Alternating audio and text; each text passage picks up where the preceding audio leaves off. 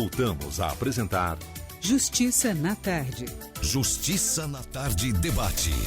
Pois bem, são 15 horas mais 2 minutos, agora no horário de Brasília.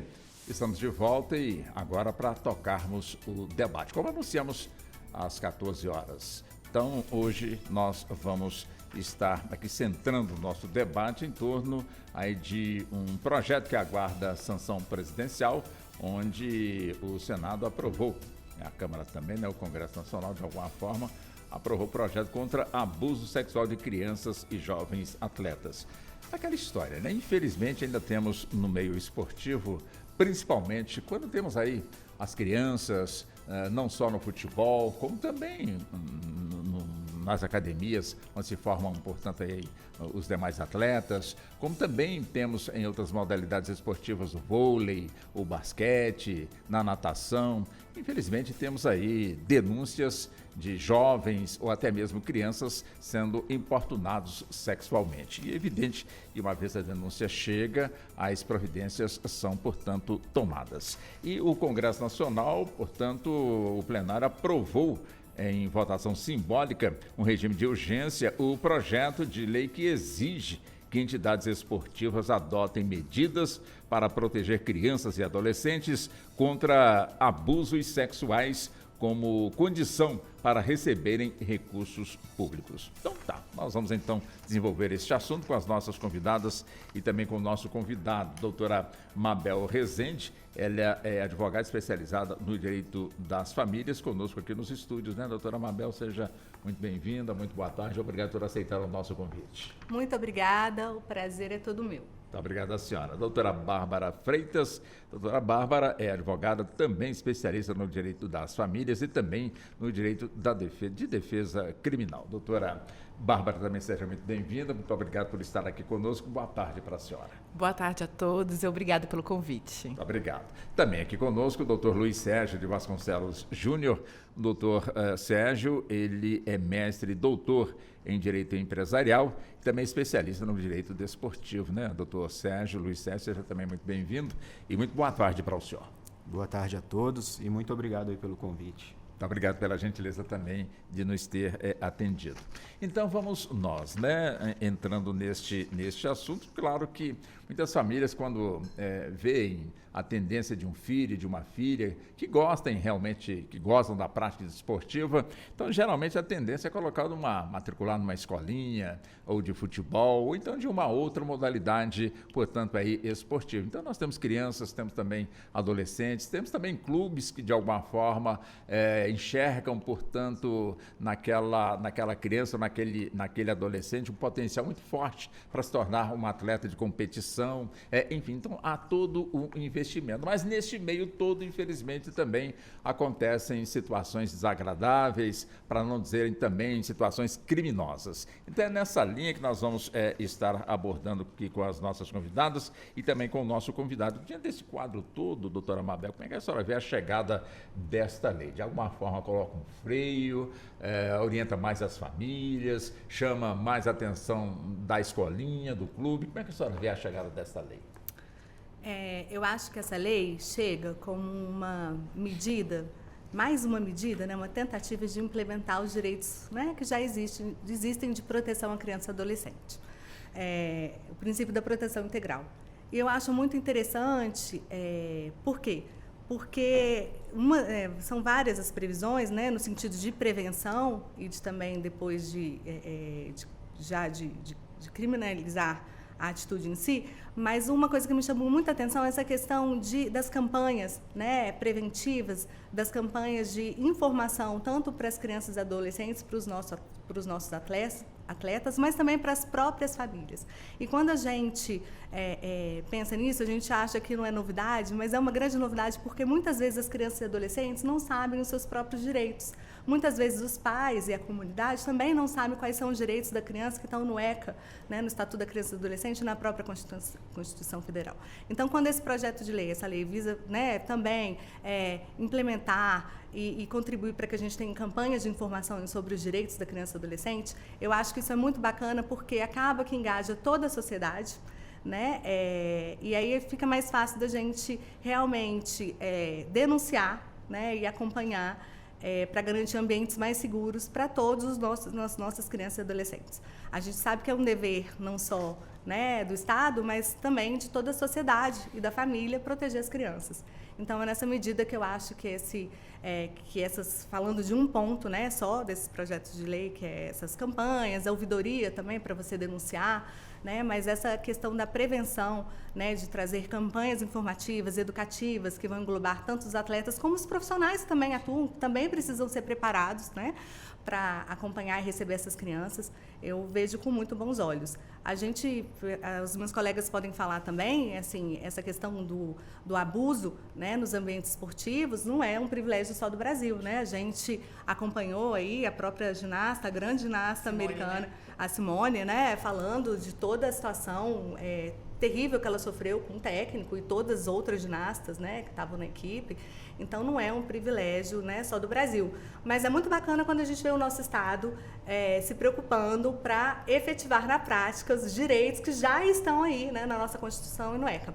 Agora, eu quero fazer uma provocação que eu acho que, assim, para os nossos colegas, eu não sei como que vocês veem isso, mas eu acho que, assim, essa questão de um ambiente seguro para as crianças, né, e para os adolescentes, ela é uma questão inegociável, né? E tem que ser, e a gente tem que criar esses ambientes em todos os lugares em que a gente tem relação de adultos com crianças e adolescentes. Então, na minha opinião, esse projeto tem que ser ampliado para todos, né, os setores que tratam dessa relação de cuidado com a criança e adolescente, do desenvolvimento, né, que é o esporte, que propicia o desenvolvimento, né, da criança e adolescente, mas para todos os setores que recebem verba pública. Sabe? Isso é uma questão, assim, isso é inegociável, a gente tem que ter isso mesmo, a gente tem que ter esse controle, a gente tem que ter esse cuidado de criar um ambiente seguro. E essa é uma das medidas, né? Perfeito. Doutora Bárbara. Não, esse PL, ele vem em bom tempo, em que pese tardiamente, né? Porque quando a gente pensa em Brasil, a gente pensa que nós somos signatários de tratados internacionais, né? Que visa o quê?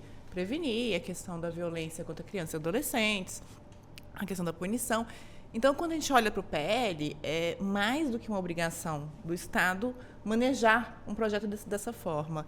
E quando a gente fala de desporto, de atletas, de esporte, recentemente a gente viu nas Olimpíadas que teve em Paris a idade tão precoce dos novos campeões, né? Então, você via no skate, que me desculpem os atletas que nos escutam, né, do skate, mas eu não sei exatamente o termo correto, mas eles com 14 anos, atletas com 14, atletas com 13 anos. Então, cada vez mais se profissionaliza a figura da criança, que ingressa como criança, e ali disputa grandes campeonatos como adolescente, né? Então, essa proteção da entidade esportiva, esse olhar mais acurado do Estado, que visa o quê? Você precisa tomar providências para saber como lidar com essas crianças. Porque um abuso sempre existiu, né? A gente passou a falar com mais, não é tranquilidade, a gente passou a falar com mais cuidado sobre esse tema de alguns anos para cá. Mas essa é uma realidade que é vivenciada por muitos atletas. A doutora citou a Simone, eu lembro do jogador, acho que ele jogou no Corinthians e jogou fora do Brasil, isso na Inglaterra, ele sofreu abusos dos 14 anos aos 18, num clube inglês, e muito tempo depois ele veio falar sobre isso. Então, é algo que realmente não é só da gente, mas a gente precisa falar mais. Então, o PL ele vem de forma tardia, porque você imagina que nesse período, quando a gente fala de formação de atletas de alto nível, eu digo que essas crianças, elas ingressam a esses grandes clubes cada vez com idade mais tenra, são o quê? Vulneráveis, estão longe dos pais, longe de família, estão ali vivendo atrás de um sonho e muitas das vezes elas acabam cedendo quando percebem que algo não está normal, né? Acaba cedendo por conta de um sonho. Então a gente realmente precisa observar e bater palmas. Não é um perfeito, mas que bom que é assim, está chegando, né? Deixa eu buscar também o ponto de vista do Dr. Luiz Sérgio em relação justamente a esse projeto, né, que já está pronto e aguardando apenas a sanção presidencial, ou seja, que foca, joga luz justamente nessa questão, né, dessa discussão em torno da vulnerabilidade das nossas crianças no esporte. Nós estamos aqui generalizando, mas temos aí casos sequentes de abusos sexuais em determinadas modalidades de esporte. Como é que o senhor avalia a chegada dessa proposta legislativa? É um projeto bem interessante, ao meu ver, Walter. Para mim, existem 2 pontos que são extremamente louváveis. Que, primeiro, ele obriga as entidades de desporto que sejam registradas, sejam todas regulares. Tá? E o segundo ponto a entidade, para receber verba pública, ela precisa prestar contas das campanhas educativas que ela fez, ela precisa demonstrar a aptidão que ela tem com seus profissionais todos devidamente registrados e, principalmente, ela precisa demonstrar que ela transferiu conhecimento sobre a questão ao jovem desportista. Então, ela, além dela prevenir, ela precisa ensinar. E, na tenra idade, como as colegas aqui citaram, as crianças elas precisam da máxima proteção. E nada melhor do que alguém que ela confia, que ela vivencia ali todos os dias, para explicar para ela os perigos que ela pode sofrer, as mazelas que o mundo, diante da precocidade que os esportistas cada vez têm, que as mazelas que o mundo podem trazer a elas. E um ponto louvável também do projeto é a questão do combate ao tráfico interno e externo de crianças, porque ele não só atinge especificamente o desportista, ele acaba trazendo esse viés de proteção geral às crianças. As colegas citaram aí a Simone Biles, o médico Lassar, que foi o responsável pelo abuso, e segundo a juíza lá, ele era um prolífero abusador de crianças. Ele foi um divisor de águas nos Estados Unidos porque ele foi condenado a 178 anos de cadeia. Ou seja, nem na melhor das hipóteses, com todas as concessões que o Estado pode dar para ele, ele vai sair da cadeia antes de morrer. Então, para ele, talvez a punição de uma cadeira elétrica, uma injeção, fosse mais rápida para atenuar a dor que ele até explicitou no tribunal que ele sentia em relação às crianças. E a juíza falou, ao sentenciá-lo em tamanha pena, que ela se sentia honrada com aquilo que estava fazendo. Então, o que isso quer dizer? É que o Estado, ainda que americano, mostrou ao mundo que, independentemente da pessoa que está ali, ela vai ser, em relação a crianças, a abusos, ela vai ser repreendida a altura máxima. Então, o projeto é excelente, ao meu ver. Ele vem, obviamente, encapsulado pelo Estatuto da Criança e do Adolescente, que, de certa forma, já previa tudo isso, mas eu acredito que as obrigações que foram impostas no projeto foram o que eles têm o que ele tem de mais interessante, que são essas que as colegas citaram e as que eu citei aqui. Então, é um projeto muito bom e ele transfere ao particular um dever de cuidado que o Estado, obviamente, tem que ter, mas ele impõe ao particular a necessidade da tal da prestação de contas. Quando a gente tem que prestar contas a alguém, tudo se torna mais sério, mais honesto, mais transparente. Então, nesse sentido, eu acredito que o projeto é muito bom. Deixa eu voltar com a doutora Bárbara. Doutora Bárbara, claro, né, que uma das propostas é justamente cortar o endereçamento de dinheiro público para esta escola denunciada pela prática de importunação sexual contra os seus atletas. É evidente que estamos aqui falando, e a senhora citou perfeitamente, como também a doutora Bárbara, as senhoras citaram, doutora Mabel, de que essas escolas, dentro desse novo protocolo, têm que estar registradas. Mas nós sabemos que nesse nosso Brasil de tamanho continental, nem todas essas escolas estão registradas. E aí? É evidente que a senhora vai falar fiscalização. Nós temos essa condição? Eu acho que vai ser um desafio, né? É um desafio que a gente vai ter que enfrentar para implementar esse projeto, a questão da fiscalização. Mas na medida em que a gente tem essas campanhas agora, informativas e educativas, né, como um dos pilares desse propósito, desse projeto, a própria comunidade, né, vai poder fiscalizar.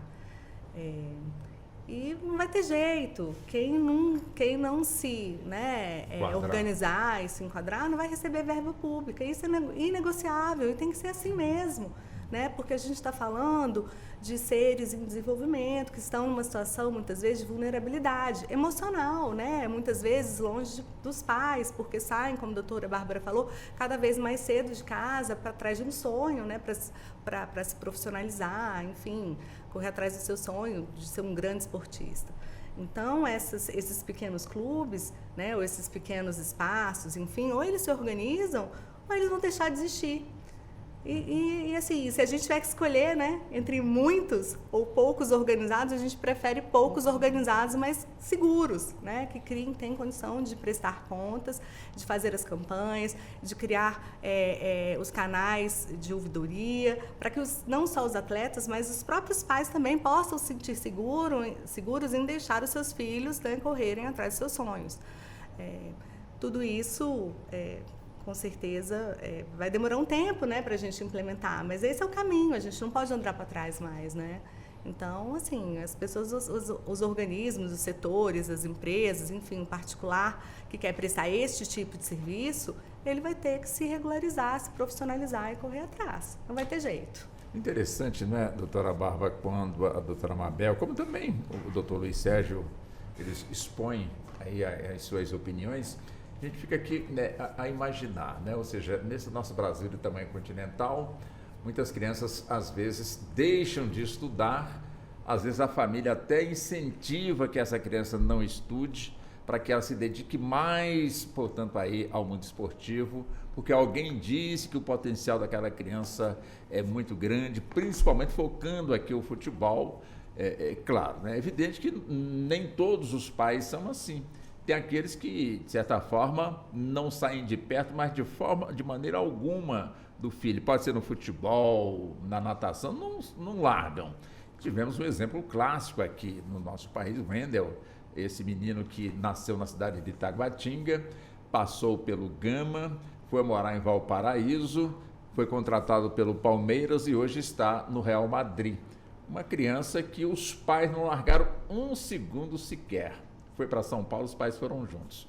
Palmeiras contratou, mas teve que contratar também a família como empregados do clube, e a criança dormia em casa, tinha toda a assistência, portanto, dos pais, o pai trabalhando lá no Palmeiras, assistindo realmente tudo. Mas é aquela história, né? Nem todos são assim. Não. Nem todos são craques que, de alguma forma, chamam a atenção aí para um futuro promissor. Quer dizer, mas mesmo assim não deixa de ser um indicativo de que os pais, acima de tudo, tem que ter muito cuidado, né, doutora? Tem que ter cuidado. Olha, porque assim, o futebol do nosso país é muito forte. Então, quando a gente dá os exemplos do futebol, fica mais fácil de assimilar, né? Imagine você, Walter, a prática dos olheiros. Então, a gente está no interior do Brasil, no interior do Nordeste, ou aqui mesmo no nosso Goiás, aqui perto. Um olheiro verifica que aquele jovem, aquela criança tem aptidão e muitas vezes quer levar essa criança para o clube no estado maior, né? Sim. Então, essa criança acompanha esse olheiro, muitas vezes, 1.500 quilômetros, às vezes 500 quilômetros, está indo na companhia de uma pessoa que os pais desconhecem. Ele vira o guardião. Ele vira momentaneamente, exatamente, o guardião daquela criança.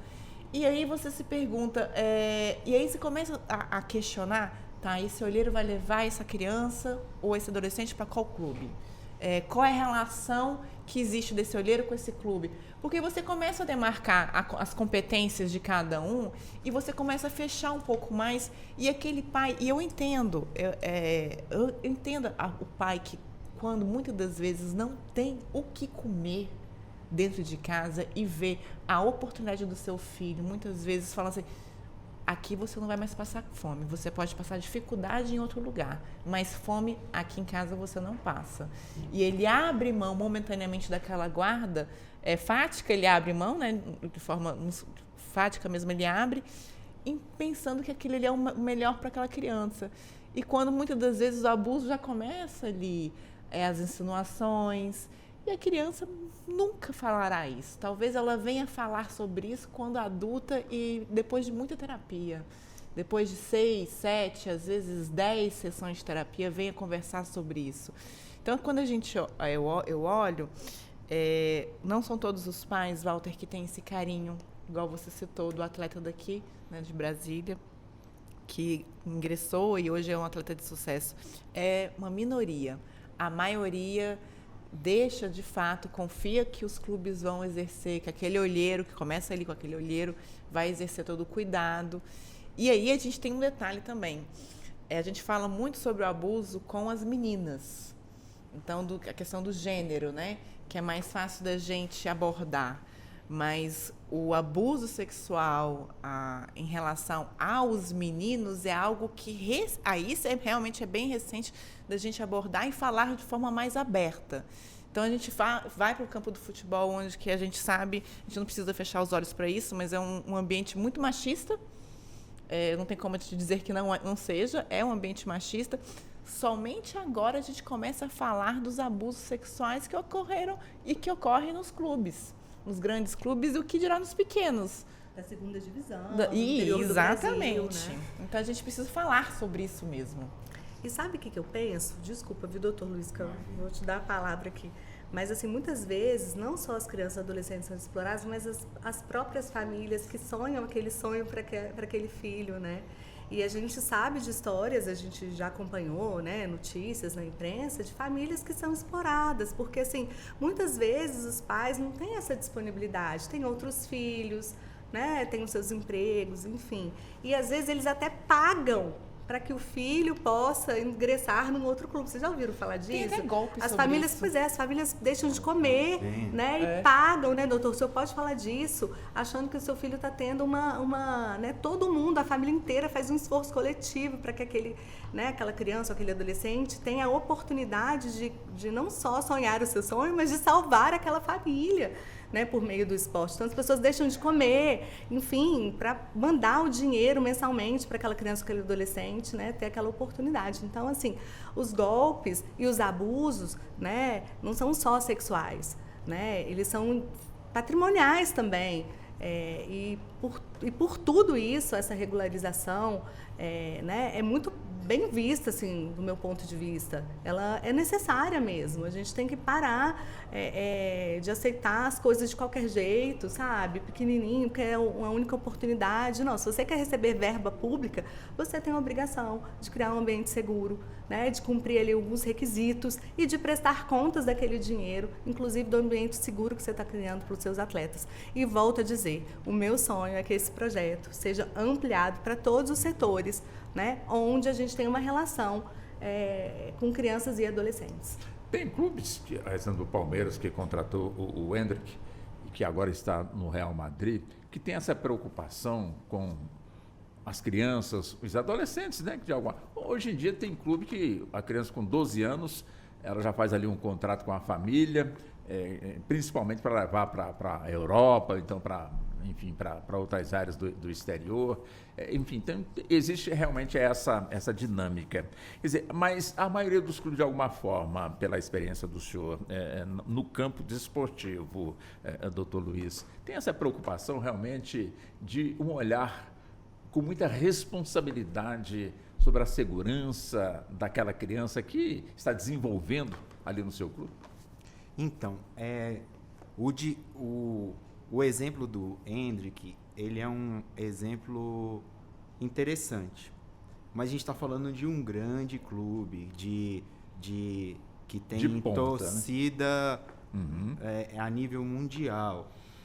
Eu acredito, e posso estar até enganado, mas eu acredito que o problema não está nestes grandíssimos clubes. Mas ele começou no pequenininho, aqui não tinha nem clube aqui em Brasília. Eu digo em relação a casos de abuso ou notícias de abuso.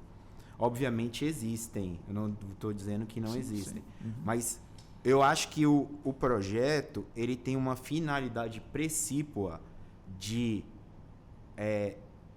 ir nos pequenos, principalmente aqueles que necessitam de verba pública para existirem. E porque é ali que estão, ao meu ver, os grandes casos. Vou citar como exemplo grandes clubes, o Minas Tênis Clube em Minas Gerais, em Belo Horizonte, o Praia Clube em Uberlândia, e outros tantos clubes, o Paulistano em São Paulo, citando aqui em Brasília o Yacht Clube. Eles, desde sempre, não necessitaram de verba pública, mas em algum momento podem ter recebido alguma coisa para fomentar o esporte. Esses clubes de proporções maiores, clubes ricos, vamos dizer assim,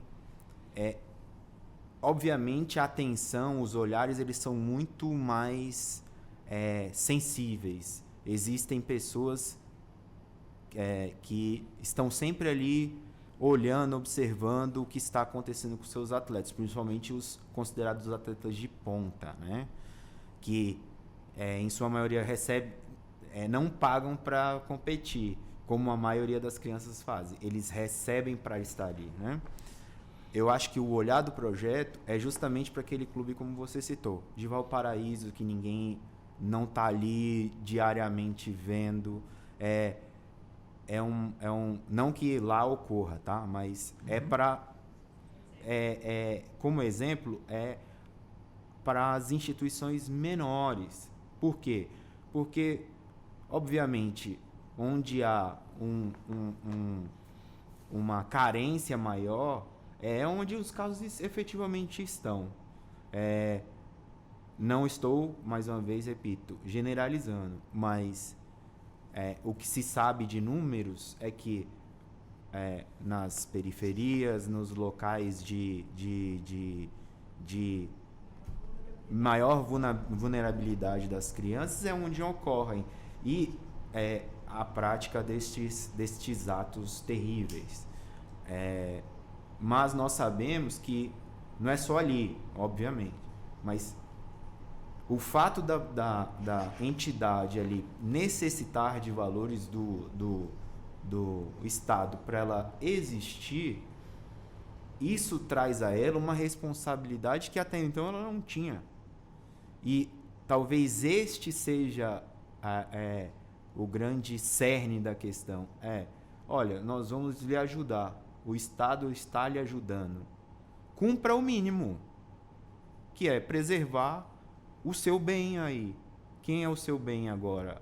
É a criança. Mas eu já preservava. Tudo bem. Preserve um pouco mais. Não vai lhe custar mais nada. E o Estado vai estar aqui para te auxiliar, para você manter as suas práticas, a sua existência. Porque a gente fala de futebol, que é o Brasil, o país do futebol. Mas quantos clubes existem aí só existem porque tem uma equipe de basquete, uma equipe de natação, uma equipe de ginástica? Vou citar o trágico acidente agora com a equipe de remo lá no Rio Grande do Sul, o clube existia por conta da equipe de remo. O remo lá que é a grande atividade. Tanto que causou uma comoção na cidade inteira, obviamente no Brasil, mas ali em si foi uma comoção extrema. Então, esses clubes,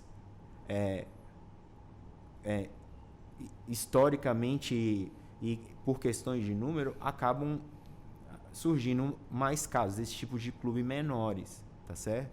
Então, o Estado ele está só falando, eu vou continuar lhe ajudando e você me ajude a cuidar do nosso maior bem, porque segundo as estimativas, a partir de 2040, a média de idade do brasileiro é de 50 anos, ou seja, a população vai estar velha. Se nós e se o Estado não cuidarmos das crianças, o que vai acontecer? Nós vamos ter um país de idosos? Apenas idosos? Não, nós precisamos de crianças para perpetuar, né? Então, eu acredito que a grande questão do projeto é essa sensibilidade que ela trouxe ao olhar para os pequenos clubes e pedir para eles um pouquinho mais de atenção. Porque, não que nos grandes clubes não aconteçam, mas o grande clube, ele precisa da imagem. O pequeno clube precisa do Estado. Certo? Se ele precisa do Estado, o Estado tem que exigir dele o cumprimento de regras. Que até então não haviam, né? Haviam genericamente no Estatuto da Criança e do Adolescente, que, ao meu ver, também não são tão genéricas, mas são passíveis de interpretações, né? Aqui não, aqui as obrigações elas são taxativas. E como taxativa, ela protege muito melhor. Perfeito. Só partilhando aqui, Walter e a doutora Mabel. E é uma oportunidade também para a entidade esportiva pequena aparecer também, porque enquanto pequena, irregular, enquanto pequena de qualquer jeito, cada um ajuda com um pouquinho, enfim, que a maioria do Brasil acaba sendo dessa forma, né? Vai nas coxas, mesmo usando esse termo. É uma forma de se regularizar e outra, de também passar a buscar novos patrocínios, né? Novas fontes de verba do Estado, de entidades como o Ministério Público, de outras ONGs, enfim, porque agora ela é cumpridora de vários requisitos, como o doutor colocou, do rol taxativo de normas. Eu cumpro isso aqui. Eu não sou só mais uma entidade desportiva, uma mais na minha cidade. Não, eu sou e ainda cumpro. Então está aqui, olha, está tudo registrado, eu tenho ouvidoria, eu sou regular. Então é uma oportunidade também que tem essas entidades menores de aparecerem. É perfeito a sua colocação, doutora, porque obviamente é um cartaz. Olha, eu sou um cumpridor, está aqui. Obviamente que ela vai atrair não só mais crianças, como também vai atrair mais parceiros. Sim. Né? Agora, o que chama aqui a atenção nesse projeto é que, de certa forma, quem de alguma maneira vai cobrar contas desses clubes são os conselhos municipais, como também o do Distrito Federal. Quer dizer, a gente imagina uma cidade com um conselho linkado, portanto, com a prefeitura, uma cidade com um porte realmente grande de população, onde temos ali aquele que nós colocamos no início, de que nem sempre os clubes são registrados, né? Não são registrados por diversas consequências. Aí eu pergunto à senhora, doutora Bárbara, e aí, né? Ou seja, hoje nós temos, aqui pegando a nossa região aqui do Distrito Federal, cada cidade tem ali a sua liga desportiva, tem ali dentro daquela liga a sua escolinha, nem sempre essa liga está linkada, portanto, com com a entidade desportiva, mas está, de certa forma, muito presente com a comunidade. E aí? Quer dizer, o certo seria chegar, se não está registrado, vamos fechar? Ou caberia um outro trabalho de conscientização aí dentro dessa lei que está chegando e chegando de forma bem positiva? Eu acho que vai ter, assim, isso contribui também para o fortalecimento da rede de proteção, né? A gente tem que também profissionalizar todos esses atores que fazem parte da rede de proteção, não só os conselhos, né, mas o próprio conselho tutelar, os professores, os assistentes sociais, os psicólogos, os médicos, todos eles atuam numa rede gigantesca de proteção da infância, né?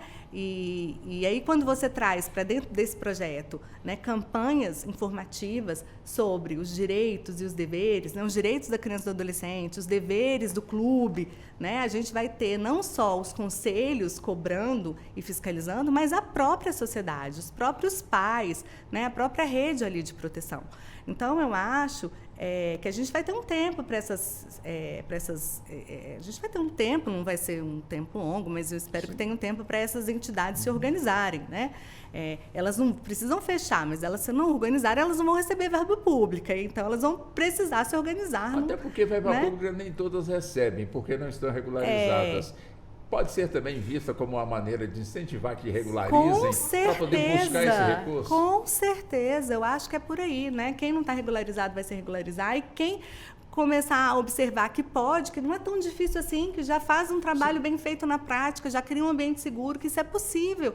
Isso é totalmente, né, factível, ninguém está pedindo aqui uma coisa absurda. A gente está pedindo para que criem situações estão ali descritas na lei que são possíveis de serem criadas. Não exige nenhum investimento milionário, é tudo muito possível, né? Então, quem não recebe pode passar a receber, e quem recebe, mas não quer, né, se atualizar e se regularizar, vai ficar sem receber.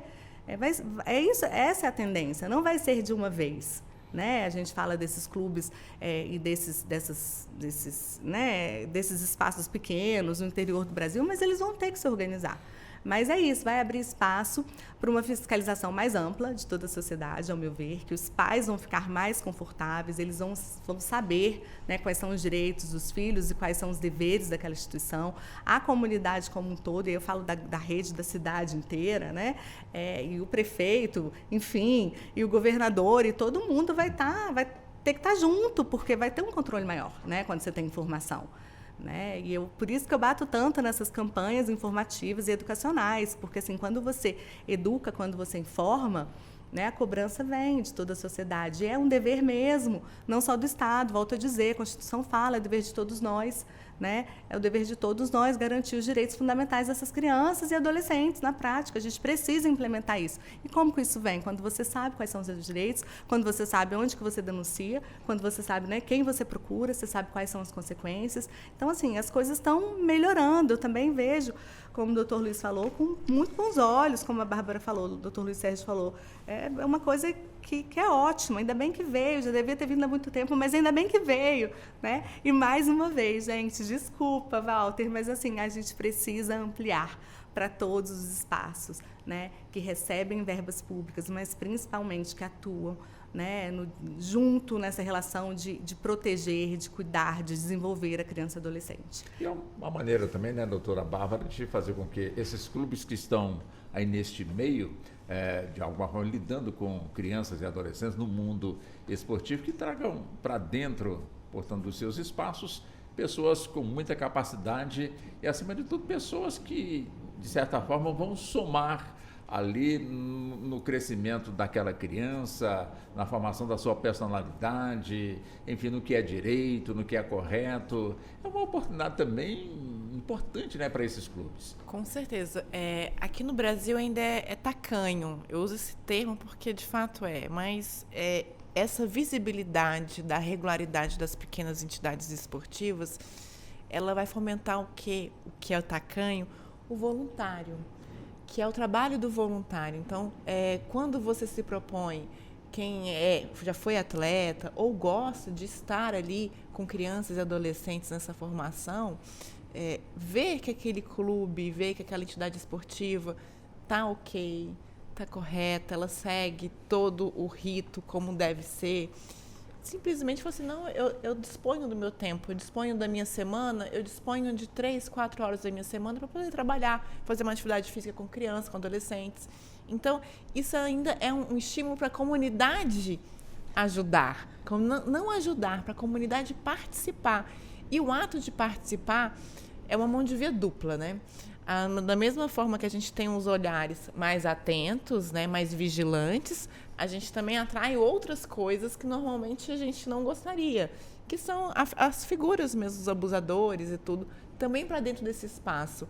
Mas quando você tem a obrigação de ter um canal de ouvidoria para denúncias, e que eu acho fantástica a história da ouvidoria, só abrindo parênteses aqui, gente, eu falo demais, vocês vão me aparteando, tá? Mas, a depender do tamanho dessa entidade desportiva, muitas vezes aquele funcionário que não é um treinador, que não é um técnico, não é um cargo tão importante, mas ele sabe que existe tal conduta, mas ele tem o seu, enfim, medo de trazer essa denúncia à tona. E aí, quando tem um canal da ouvidoria, se faz de forma anônima. É o que a gente espera, né? Isso não está muito específico Exatamente. ainda, mas eu imagino que vai ter o anonimato. É mais fácil. E ainda vai ter um cuidado, né? Para se verificar, para ver se é verdadeiro, esse trato cuidadoso nas questões não só envolvendo a infância, né? A criança que não pode ser exposta, mas também é para verificar se é verdade. Sim, né? Porque são duas coisas, né? O que é verdade e o que é mentira. E você averiguar, no frigir dos ovos, você fazer essa diferença, exige também um pouco de outros profissionais, né, também que estarão nesses clubes. E aí, com isso, aquele funcionário que muitas vezes sabe o que está acontecendo de maneira oficiosa, né, que eu estou falando oficiosa da fofoca, do disse-me-disse, ele tem a liberdade de ali, naquele canal da ouvidoria, de falar assim, olha, eu sei que está acontecendo tal coisa. E aí, a ouvidoria investiga. Se é verdade ou não me diz respeito, mas é o que se sabe. Então, isso traz também mais segurança até para os próprios voluntários que ali vão estar, para os próprios funcionários, seja funcionários do mais simples ao alto escalão. Imaginando, né, de uma entidade bem pequenininha, daquele rapaz que realmente só varre ali a quadra, enxuga a quadra, daquela pessoa que é o diretor daquele clube. Entendeu? Então, vejo dessa forma. Agora, doutor Luiz Sérgio, a gente está falando muito aqui, né, naquele clube que, de alguma forma, ele, enfim, não se registrar, automaticamente não irá receber verba pública. Mas nós temos aqui grandes clubes, como o senhor muito bem citou, que não precisa de verbas públicas. Esses clubes mesmo bancam, portanto, aí essas atividades desportivas e sempre ali, ou estimulando realmente o esporte, ou então, de alguma forma, estimulando e também ali observando para ver se tem alguém com um perfil para poder receber um maior investimento e se tornar, portanto, um atleta, portanto, de ponta. Ou seja, é que fique bem claro que essa lei alcança todo mundo, né? Sim. Quem não tem recurso, quem é pobre, pobre no sentido assim, um clube que às vezes só tem ali o nome de clube, mas não tem nenhum investimento. É uma dificuldade muito grande com aquele que não precisa realmente de recursos. Ou seja, essa lei é para todo mundo. Né? Exato. Como eu falei para você, ele tem uma sensibilidade em relação àqueles que necessitam, mas a aplicabilidade é para todos, é indistinta, é para qualquer, seja o pequeno, o médio, o grande, o gigante, o internacional, ou qualquer espécie de clube, né? Ela, como a doutora Mabel trouxe, ele é um passo para que isso se torne, que chegue a todas as entidades, sejam elas desportivas ou não, que tratem com criança, que a lei sirva para seja mais um passo para que não só as entidades esportivas, mas todas as entidades, elas sigam o exemplo de bons tratos às crianças. Então, Pois não. é isso. Uhum. E como nós já até pontuamos também, né, doutora Mabel, que a senhora muito bem pontuou, essa não é exclusividade aqui do Brasil, esse assunto que nós estamos aqui abordando é um assunto ao que parece mundial, né? Temos sempre denúncias pipocando de várias partes do país de atletas, hoje já atletas adultos, famosos, mas que denunciaram que quando eram crianças passaram, portanto, por esse tipo de crime, ou seja, de profissionais. Até mesmo foi citado um médico, não que o médico seja melhor do que, portanto, o roupeiro, ou seja, todos dentro de um clube têm que ter a mesma responsabilidade, ou seja, ter nesse foco realmente essa responsabilidade e que alcance todos os integrantes, mas não é alcançar uma palestrinha, é observar, ver como é que está sendo tratado, até para dar essa segurança para o atleta e também para a família dos atletas, né? A gente conversa muito e aí a gente traz exemplos de atletas de ponta que superaram, né, todas essas mazelas. Isso sem falar né? naqueles que ficaram frustrados e não seguiram mais para a carreira. Seguiram, né? e que não seguiram para nada. Porque você imagina, você às vezes desistir, né, da escola, você levar a escola mais ou menos, e aí você vai para né, você segue para o sonho da sua vida com o esporte, e de repente você é abusado ali, e você desiste, né, do sonho de ser um atleta, e às vezes você não, e às vezes você assim, você é um federado, você chega no topo, mas você não chega a ser atleta olímpico, né? Eu acho que é a minoria, né, gente, que vai para um clube que consegue se destacar. Mas assim, independentemente disso, eu penso que você tem um filho, né, esportista, é super bacana, ainda que ele não vire um atleta, o esporte traz tanto benefício, né, para a vida, como crianças e adolescentes que vão fazer música, por exemplo, vão para uma escola de música, fazer um programa de música, nem sempre eles viram cantores famosos, Leandro e Leonardo, né, Zezé de Camargo e Luciano, mas assim, a música traz tantos benefícios quando é uma relação saudável. Aí você pensa, né, que aquela criança e adolescente, atrás do seu sonho, se vê numa situação dessa de abuso, né? E o que isso não traz para a vida dessas pessoas. E aí a gente esquece que muitos deles não alcançam tudo isso, e o tanto que isso pode acarretar assim, uma tragédia para a vida dele. Será que ele consegue? Né? Ele não vai conseguir, talvez, nunca dizer o que ele viveu. Né? Ele vai viver frustrado, ele vai viver, às vezes, com menos, né? Ressentido, assim, não desenvolve nada, porque a vida fica tão triste. Né? A família não entende, poxa, eu dei todas as oportunidades, a gente se esforçou tanto, fulano foi, voltou pior do que foi, não quis estudar, não quis, né? Então, assim, a gente está falando dos atletas de ponta que conseguem colocar para fora e trazem, né, toda aquela comoção e ajuda muito, porque aí todo mundo fica de olho, isso também faz parte da informação, né? Saber o que aconteceu para que isso não se repita no futuro. Mas a gente esquece que essas medidas também vêm para as crianças e adolescentes que estão atrás ali de um sonho e que não necessariamente vão virar atletas de ponta, mas que uma experiência negativa como essa afeta a vida da pessoa como um todo e muitas vezes da família. E da família. Né? Então, e da família dele no futuro. Exatamente. Dele, assim, no todo, no seu desenvolver como pessoa, como ser humano, né? Às vezes não casa, enfim, uma tragédia. Então, a gente precisa ter cuidado, porque a gente precisa ter cuidado com esses também. Porque a minoria que chega, né, que supera tantas questões do esporte e vira um atleta olímpico, um atleta nacional, um atleta, né, de ponta, mas também esse que não... E que conta que aconteceu uma tragédia, então supera duas coisas, né? São os desafios do esporte, os desafios pessoais, é o mínimo, mas a maioria são crianças e adolescentes que vão para esse sonho e que vão viver um sonho muito bacana e que, se for um sonho, ainda que eles não alcancem o máximo do esporte, mas se for uma coisa bem vivida, com segurança, né, com respeito, ali com respeito à dignidade daqueles seres enquanto pessoas em desenvolvimento, vão levar essa experiência, que ainda que não seja a do top do esporte, como uma coisa muito bacana para a sua vida. Doutora Bárbara. Não, e tem mais. Quando a gente fala de crianças e adolescentes, essas crianças vão se tornar, como a doutora Mabel falou, adultas, né?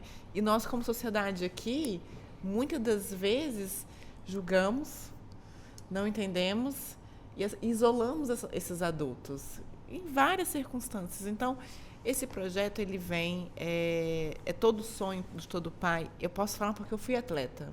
Eu fui atleta de handebol e fui atleta de boxe. Então, viajei De de boxe, ônibus, quilômetros e quilômetros com equipe. Então, o pai, quando ele coloca os seus filhos ali num clube pequenininho para fazer uma atividade física, acreditando que aquilo ali realmente vai ser a vida daquele filho, ele deposita tudo. Deposita absolutamente tudo.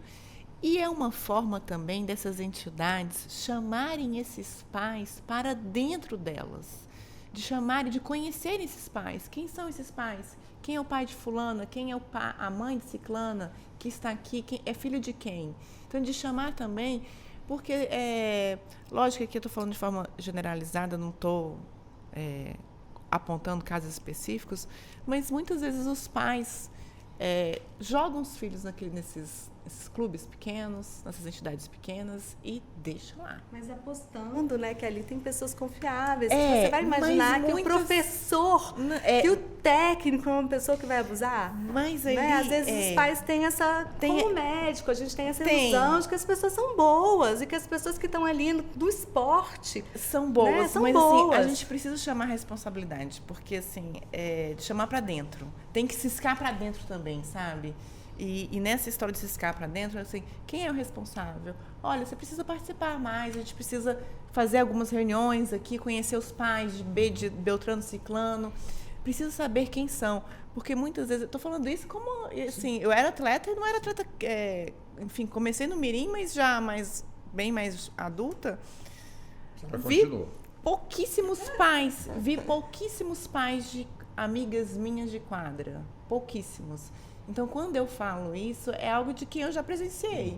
Então, assim, é chamar também para esses pais, os responsáveis, seja os avós, seja os tios, que seja quem for, para dentro dessas entidades. Porque agora, mais do que nunca, eles também podem cobrar. Eles podem fiscalizar, eles podem apoiar e eles podem denunciar. Exatamente. O que você está fazendo com o meu filho? E aí, vocês implementaram? O que vocês fazem aqui para prevenir? Qual canal? Porque quando a gente fala de abuso sexual, a gente precisa falar muito sobre prevenção. Isso. Porque jogar depois que o leite derrama é difícil. Fica complicado, né, doutora? Entendeu? Aí eu chego no doutor Luiz Sérgio. Doutor Luiz Sérgio, é evidente que nós também temos atletas que também praticam abusos, né? E crimes, e temos exemplos de atletas que estão cumprindo pena, outros que foram denunciados, e não são poucos os casos, né? Que nós temos, não só atletas, mas também em outras partes do mundo artístico, enfim. É importante que o atleta que está ali recebendo a formação, quer dizer, recebendo os valores, aí ele também seja passado também essa responsabilização do respeito e, acima de tudo, saber respeitar o parceiro, a parceira. Quer dizer, é importante também levar esses valores para os futuros atletas? Ah, sem dúvida, né? A gente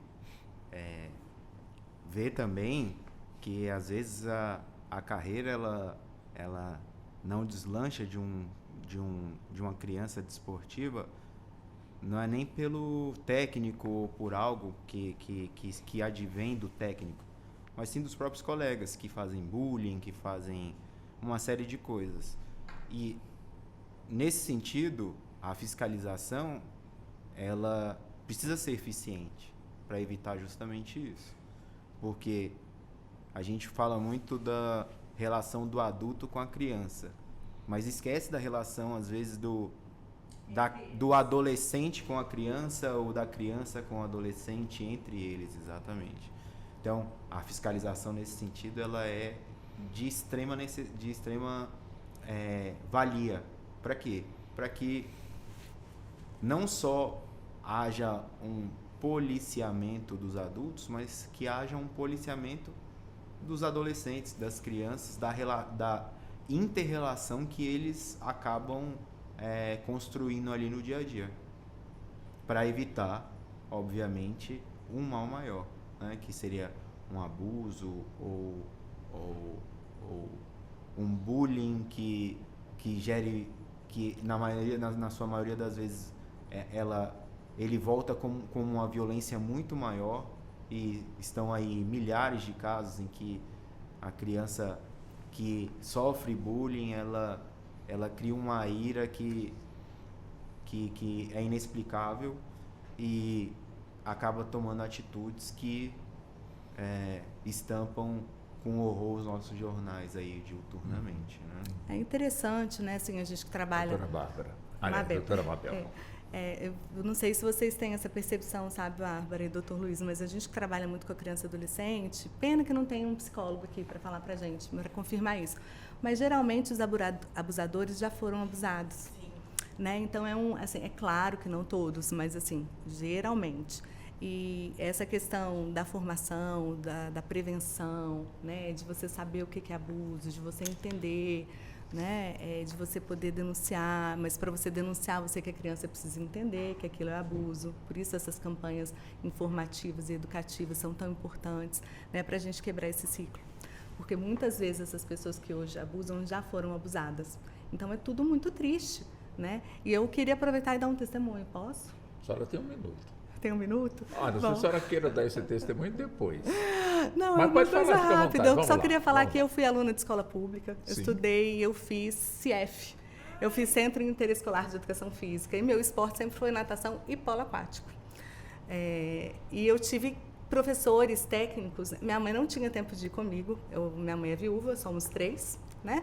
E eu ia a pé para o CIEF e voltava de ônibus sempre. E eu tive técnicos incríveis no CIEF, né?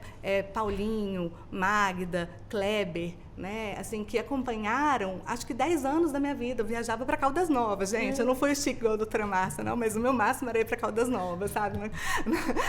E era muito bacana. E eles tinham um cuidado e eles me passaram valores que eu levo hoje para a minha vida. Então, assim, quando você tem eu não sou nenhuma atleta, né? Hoje, absolutamente, não faço nada. Mas os valores e as memórias afetivas que eu tive com esses professores, com esses técnicos, assim, são importantes até hoje na minha vida. Acho que é importante a gente enaltecer também o trabalho desse pessoal, né? Que são realmente exemplos e que temos que enaltecer sempre. Mas como a pauta é justamente a chegada dessa lei, nós vamos continuar nela, já que venceu a primeira hora, e olha que passou rápido o tempo aqui, né? Mas nós vamos ter mais 1 hora pela frente. Eu peço licença para que possamos sair para o intervalo, mas já estaremos de volta e daremos sequência ao Justiça na Tarde Debate. Até já. Você está ouvindo Justiça na Tarde.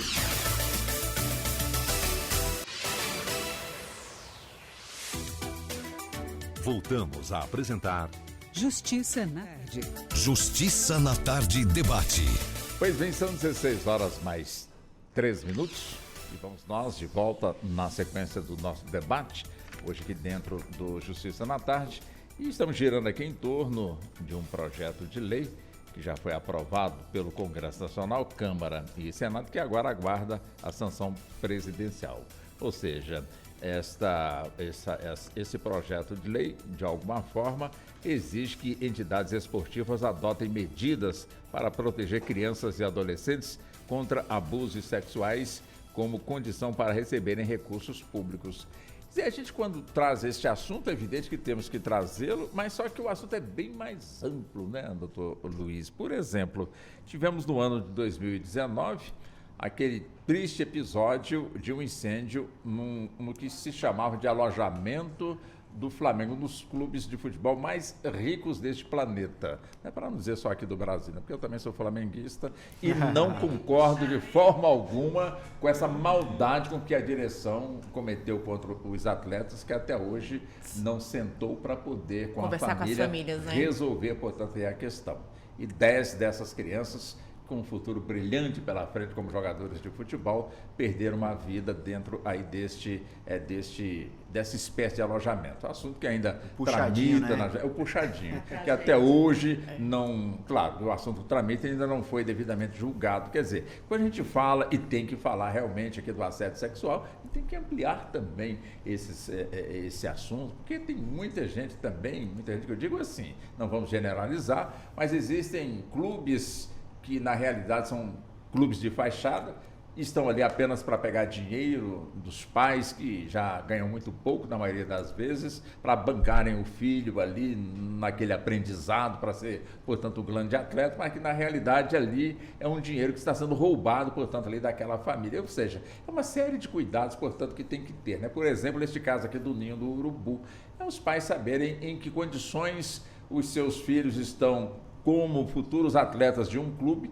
como eles estão sendo alojados, de que forma eles estão sendo tratados, como disse a doutora Bárbara. É importante que os pais acompanhem os seus filhos e filhas nessas modalidades esportivas, estão ali no início, vão na quadra, vão no clube, ver o que está acontecendo e não entregue aí a própria sorte, seja o que Deus quiser. Como é que o senhor vê isso, doutor? Com certeza, eu acho que esse é um ponto que precisa ser realmente tratado. A gente estava conversando aqui no intervalo que falamos muito sobre a questão do abuso sexual, mas também tem o abuso patrimonial, o abuso psicológico, que se vê muito através do bullying. Tem uma série de abusos que são perpetrados numa entidade, que podem ser perpetrados numa entidade. Então, o assunto em que pese o projeto tratar da questão sexual, eu acredito sim que ele precisa de uma amplitude maior para que atinja todos os tipos de abuso que existem hoje. A doutora Mabel citou algumas questões aqui, eu acredito que são bastante louváveis. Então, é preciso sim ampliar o projeto para que se chegue a todas as camadas, né? Não só a questão sexual, que é obviamente ultrajante, mas a questão financeira, a questão psicológica, ela também é bastante importante.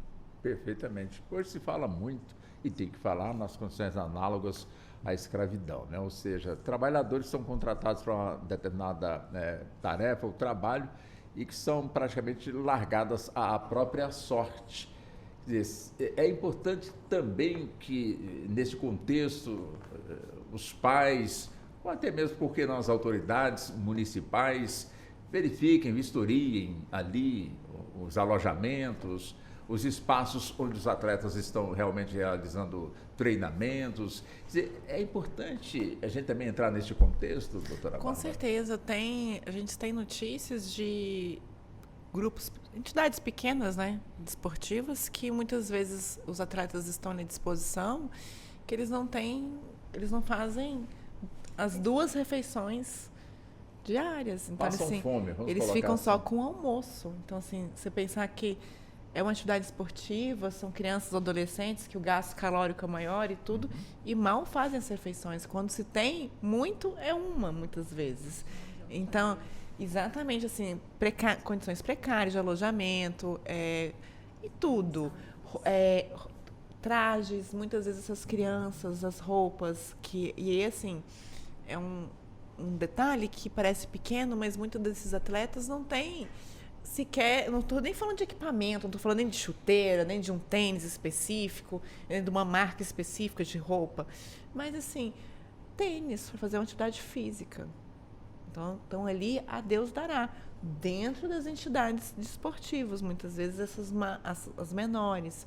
E que condições? Então, quando a gente fala do conselho, que é o conselho que vai gerir tudo isso, e quem é esse conselho, né? Quem é que faz parte desse conselho? Não são só a sociedade civil, tem as cadeiras do Estado ali presente. E aí, quando a gente está vendo uma criança que está sendo maltratada, condições insalubres, enfim, passando tudo que é uma miséria, você tem a obrigação de denunciar, porque a gente está falando do crime de omissão. Então, de um dever constitucional. Exatamente. Então, a gente não pode simplesmente fechar os olhos e fingir que nada está acontecendo. A gente tem uma obrigação legal. Então, se chega a determinada denúncia, seja via ouvidoria, seja por outra via, você não pode simplesmente fechar os olhos e fingir que isso não aconteceu. Entendeu? Porque ali tem um crime que está sendo cometido. a depender... Um crime contra a infância, Exatamente. né, Então, assim, você precisa tomar providências, trazer... E esse conselho tem ali cadeiras do Estado, tem cadeiras da sociedade civil, enfim, tem vários componentes. Então, são várias pessoas que o que é bom do ser um conselho é que você não está na mão de uma única pessoa, de uma única figura. São pessoas que se comprometem a cumprir o melhor para a criança e para o adolescente. Um atleta em formação, doutora Mabel, e que de alguma forma está ele recebendo o treinamento, é importante atrelar esse seu preparo com o ensino, ou seja, com a educação, com a escola, porque a gente tem percebido muito, né, grandes atletas que a gente vamos entender que eles tinham que optar ou estudar ou se prepararem para serem, portanto, aí, brilhantes profissionais no futuro. É importante que haja esse atrelamento, ou seja, educação com esporte? Sim, e eu acho que o Brasil está muito atrasado em relação a isso, porque quando a gente pensa na realidade dos Estados Unidos, por exemplo, né, o atleta que na escola já tem um incentivo para o esporte, para a música, se ele não for um aluno que tira uma nota mínima ali nas matérias básicas, disciplinas básicas, ele não pode competir pela escola, ele não pode competir, né, pela universidade. Então, ele é um atleta, ele pode ser um atleta de ponta, mas ele tem que conciliar a parte esportiva com a parte educacional, né? E isso é uma defasagem do Brasil. A gente vê grandes atletas que às vezes não sabem falar, que não conseguem negociar um contrato, entender, entendeu? Eles têm mais chance, inclusive, de serem passados para trás pelos como é que chama? As pessoas que cuidam dos seus... Os empresários, porque o atleta não consegue entender o português, não consegue entender as cláusulas do seu contrato, né? Então, a gente precisa preparar também os nossos atletas para serem pessoas completas, para serem cidadãos que vão conseguir ler um mínimo, ler um contrato, entender suas cláusulas, né? Claro que eles vão ter bons advogados, mas ele precisa saber um pouco de português, ele precisa saber falar, se posicionar, dar uma entrevista, né? E tudo isso vem também da frequência na escola. É um dever, gente. Assim como a gente tem o dever de proteger, a escola é um dever do Estado, um dever da sociedade, um dever dos pais. Não é uma opção. E um clube que se preze, que quer ser um clube de boas relações, uma instituição que quer ser um clube que fala assim, eu sigo ali, né, boas práticas com relação às questões relacionadas à infância, ela precisa falar, eu garanto e cobro dos meus atletas, não apenas a frequência à escola, mas que eles tenham ali a média para passar de ano. Sim. Né? Isso precisa, porque isso faz parte da formação do jovem, da criança, né, como um todo. E se ele não for um atleta de ponta, ele vai poder ser um técnico, ele vai poder ter uma profissão, ele pode ter um plano B. Agora, uma criança que sai de casa, né, muito cedo para seguir o seu sonho, e aí não estuda, e ainda é vítima de um monte de abuso, qual a opção que ele vai ter no futuro? Você retira todo o futuro dessa criança, desse adolescente. Então, assim, eu entendo que sim, a gente está atrasado nesse quesito, e assim, é uma boa lembrança, porque a gente fica pensando só nas violências, né, que são mais críticas, mas você exigir que uma criança, um adolescente, para que eles tenham a chance de se tornar um atleta de ponta, ele tem que deixar a escola, é um crime. Mas tem aquela história, né? A senhora citou os Estados Unidos, mas porque lá nos Estados Unidos o esporte não é profissionalizado. E aqui no Brasil o atleta pode se tornar profissional. Então, há um jogo aí tipo, quem é amador não tem muita exigência com relação... Aliás, tem um pouco mais de exigência em relação ao estudo, a pessoa fica mais solta. E quem é profissional não se de certa forma, insiste para que esse atleta, de alguma forma, ele fique bem nos estudos para poder progredir também na carreira.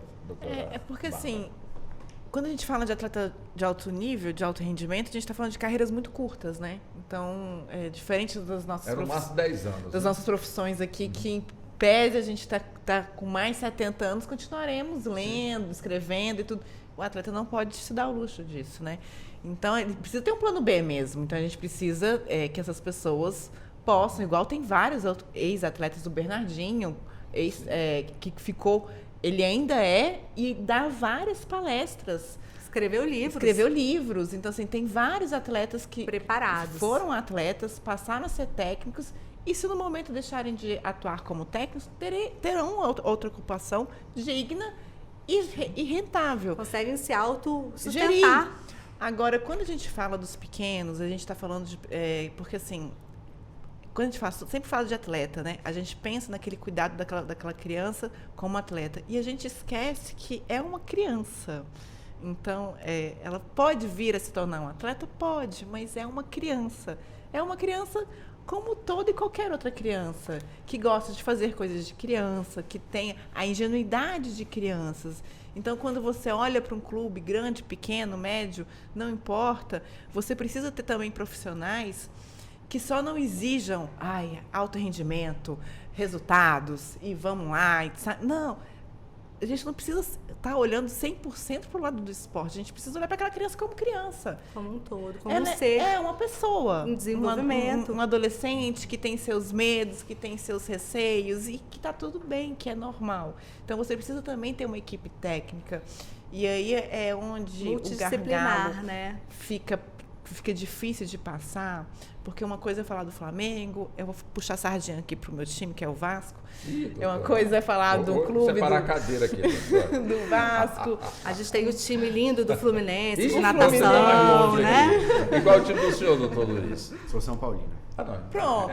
Quando a gente fala neutro, doutor. É tricolor. Tricolor. Quando a gente fala desses grandes clubes, você consegue imaginar uma equipe multidisciplinar cuidando dessas crianças, olhando para esses mini atletas, ou enfim, pseudos atletas, mas como crianças. Agora, quando a gente olha para um clube pequenininho, que, enfim, só tem uma atividade física, uma modalidade que vive só daquilo. Às vezes tem o treinador, tem a pessoa dos serviços gerais e está tudo certo. Não tem mais outras pessoas.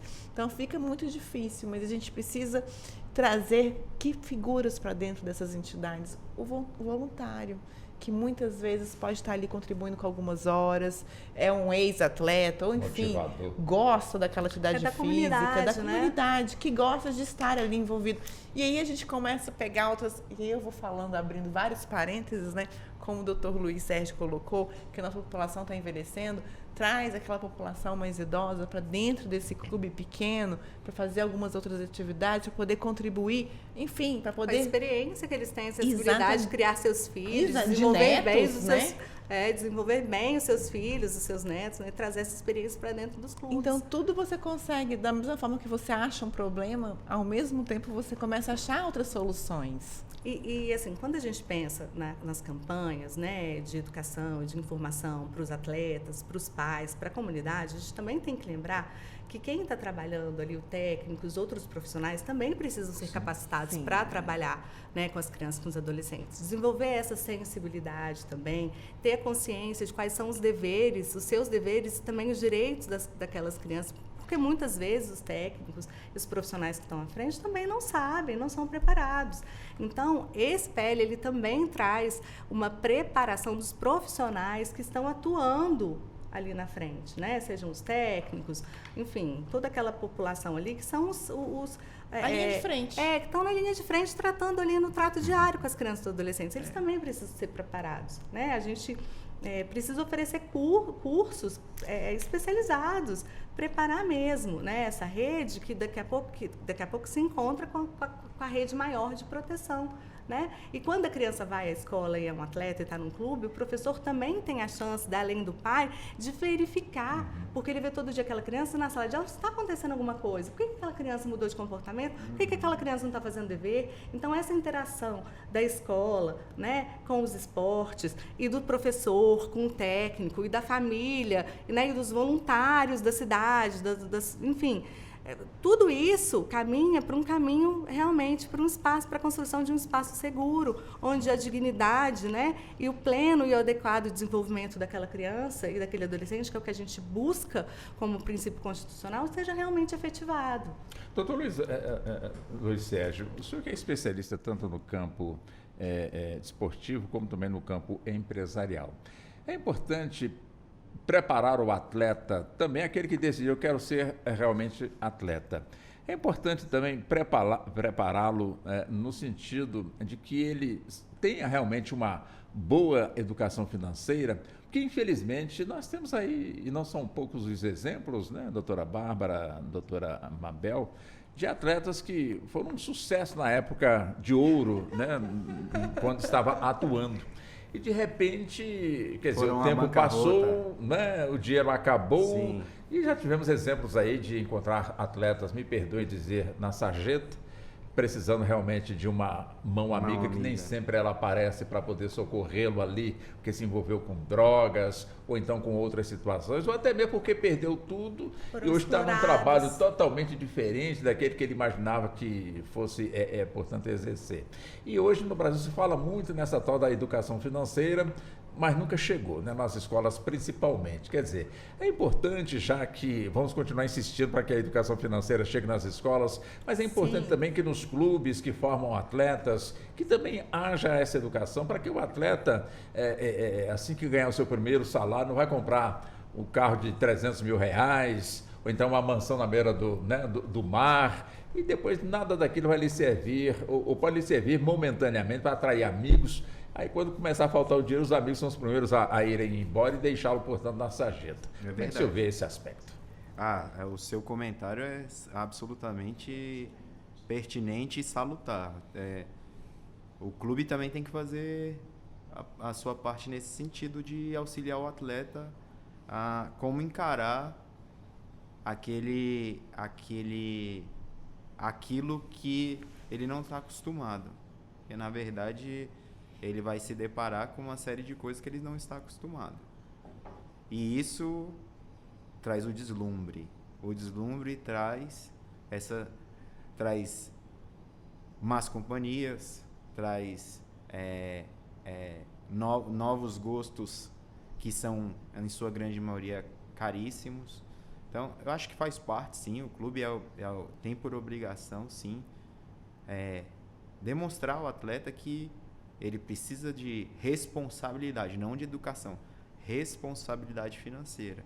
Porque a carreira do atleta é diferente de um advogado, de um servidor público, de um médico, que ela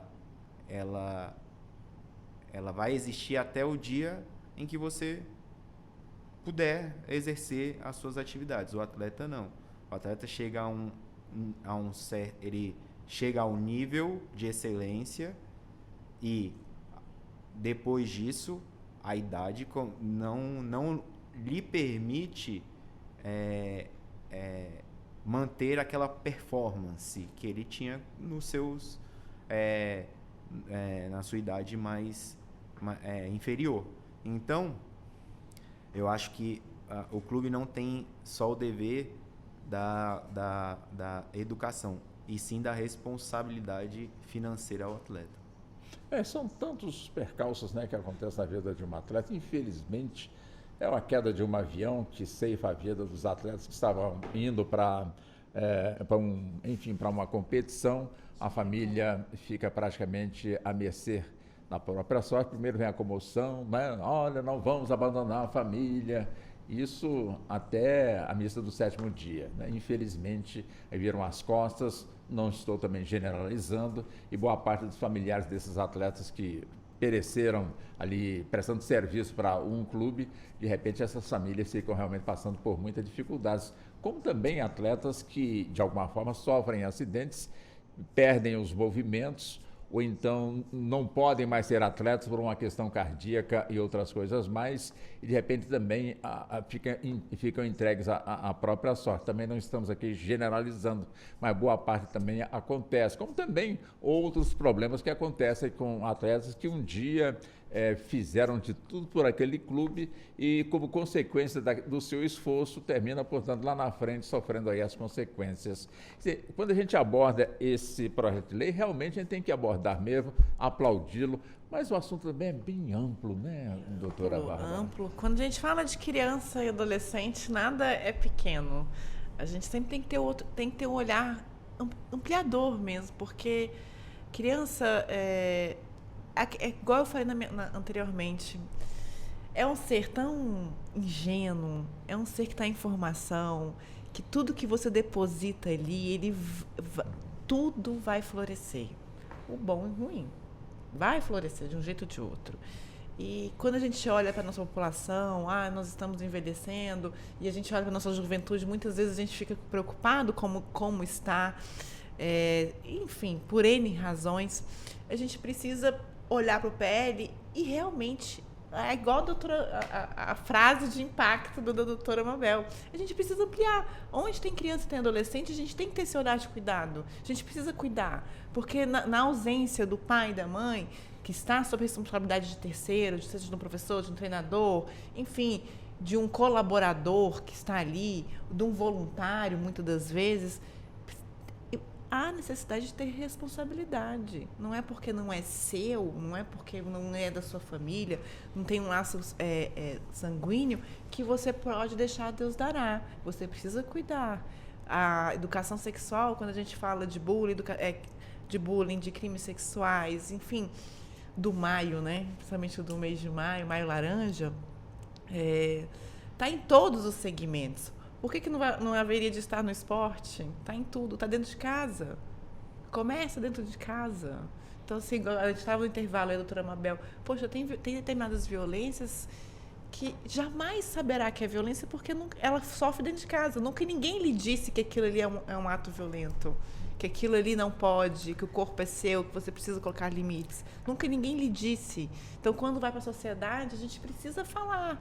Então, o PL, ele é abrangente, ele necessita ser abrangente.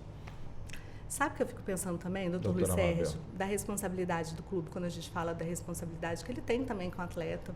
Eu acho que tem mesmo responsabilidade, inclusive, dessa responsabilidade financeira, de auxiliar, né? Claro que a decisão, se o atleta já for maior, é uma decisão do próprio atleta, mas o atleta também, ele precisa entender o tanto que ele é uma inspiração para as crianças, né? E quando a gente vê essas condutas de atletas de ponta, né, que infelizmente a gente tem muitos aqui no Brasil, que a gente não entende como é que atletas tão competentes do ponto de vista técnico, que alcançaram tanto sucesso, podem desperdiçar uma vida fazendo atos, né, tão violentos, às vezes contra as mulheres, às vezes contra outros atletas, às vezes contra crianças, enfim. Isso, claro, não é uma questão de ser atleta, é uma questão do gênero, o homem, né, assim, o ser humano, que, enfim. Mas a gente pensa assim, puxa, quando o atleta se destaca, ele está num clube de ponta, ele é exemplo para as outras crianças. Tudo que ele faz, o corte de cabelo, né? A imagem, né? Os exemplos, as atitudes que ele tem numa rede social, das coisas que ele fala, da forma como ele dança, da dancinha, o que ele veste. Tudo isso... Na forma que ele comemora o gol. Se posiciona, como ele se posiciona ali, é um exemplo para as outras crianças que sonham não ser atletas, mas assim, que enxergam naquele atleta ali um ídolo. Então, essa também é uma responsabilidade que eu acho que os atletas precisam ser incumbidos do exemplo, né, das atitudes que eles têm dentro e fora do campo, da competição, que isso também é uma responsabilidade muito grande, porque isso acaba influenciando, sim, não só nos novos atletas, nos futuros atletas, mas em todas as crianças e adolescentes na comunidade em geral, né? A responsabilidade deles é muito grande. E os clubes precisam chamar a atenção dos seus atletas para isso. Eu acho que sim, é uma responsabilidade do clube. Sabe, se tem um atleta que veste a sua camisa e se comporta de uma forma...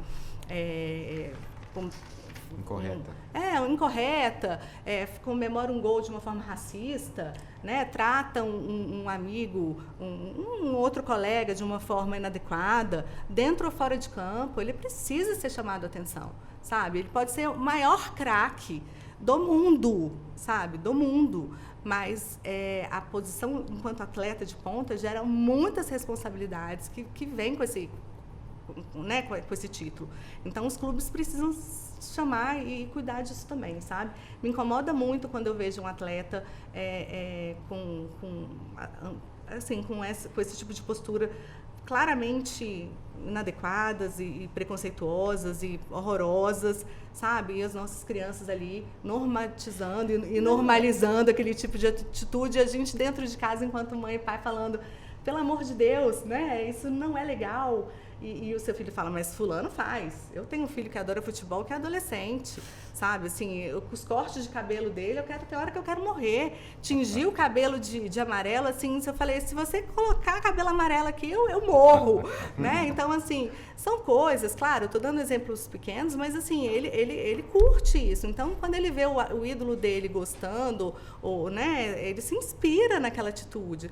Então, eu acho que os clubes têm que ter essa responsabilidade também. Isso vem da educação, Nossa, sabe? com Isso certeza. vem do acompanhamento, isso vem de uma postura firme do técnico, que é o professor, do dirigente do clube. Isso vem né, desde a trajetória dele, né, dele dar valor ao dinheiro dele, saber que o corpo dele não vai durar para sempre, saber que com aquele dinheiro que ele ganhou, ele vai poder ajudar não só a família dele, mas contribuir para tantas causas bacanas, né? Assim, ele pode fazer tanto Temos com aquele grandes dinheiro. exemplos E aí. além disso, ele tem que cuidar do futuro dele, porque o dinheiro acaba, né? O dinheiro é ingrato, você não usar direito, ele acaba mesmo. Sim. Você pode Sim, ser, você dinheiro não pode aceita ser o mais desaforo. rico do mundo, o direito não aceita desaforo. Então, tudo isso faz parte dessa questão da educação, de criar um atleta, sabe, bem desenvolvido em todos os aspectos.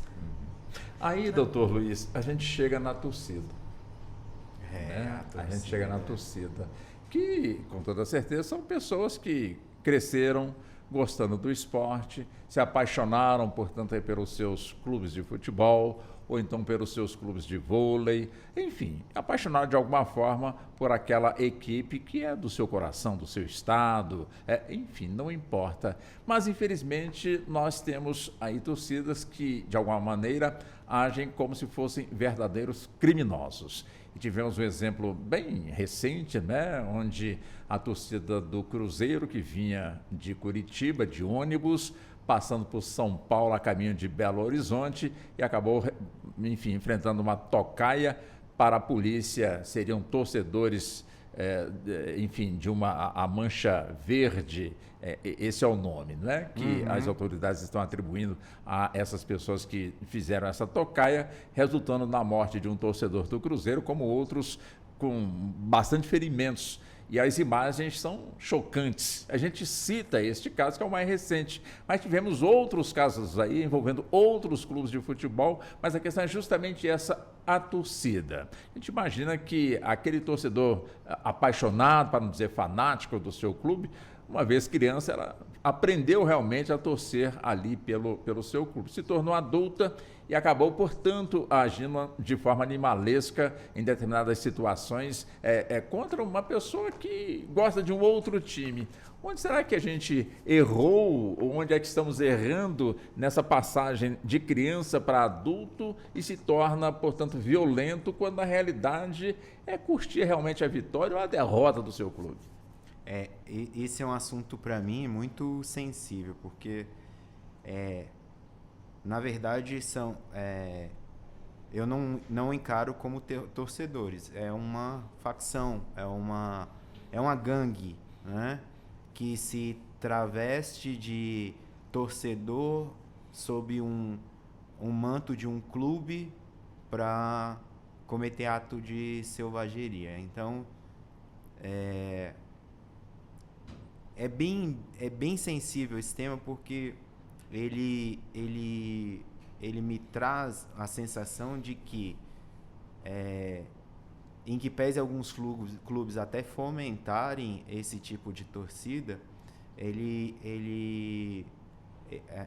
ao meu ver, ali não tem torcedor. Ali pode ser qualquer outro tipo de coisa, mas não torcedor. Torcedor somos nós, eu, o senhor, a doutora Amabel, a doutora Bárbara, que respeita o gosto do outro, que torce para um time rival, arquirrival, ou de outro estado, ou até de outros países. Então, o que você vê hoje muito, diante de tudo que vem acontecendo? Eu tenho 2 filhos. Eles adoram futebol internacional. Adoram ter a camisa do Barcelona, do Real Madrid. E eu compro a camisa do São Paulo para eles. Eles até usam. Mas se eu falar, vamos ao estádio? Não, pode ter briga. Olha só. E recentemente eu estive na Itália e fui assistir um jogo do Inter de Milão e Juventus com eles. Lá no Giuseppe Meazza, em Milão. Olha, tinha 85 mil pessoas.